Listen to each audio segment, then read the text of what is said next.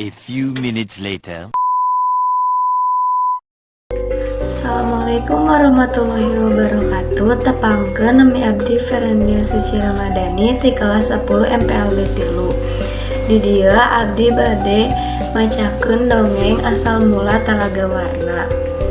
Baheula di puncak Bogor aya hiji karajaan. Rajana sareng pamaisurina lami teu gaduh anak. Aranjeunna sok ngadoa ka Gusti Nu Maha Kawasa. Akhirna lahirlah hiji putri anu kacida gelisna. Putri eta dipika cinta pisan nu sakumna rahayat.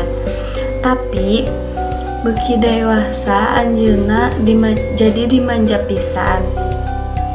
Hiji waktu raja masihan kado emas anu endah pisan.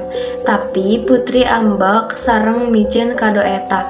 Kado emas eta murag ka taneuh. Tuluy ngajantenkeun taneuhna rubuh sarta kaluar cai anu ngaluber.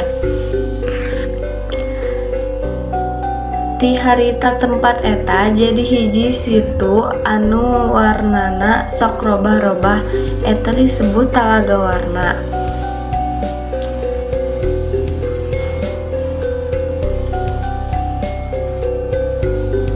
Wassalamualaikum warahmatullahi wabarakatuh.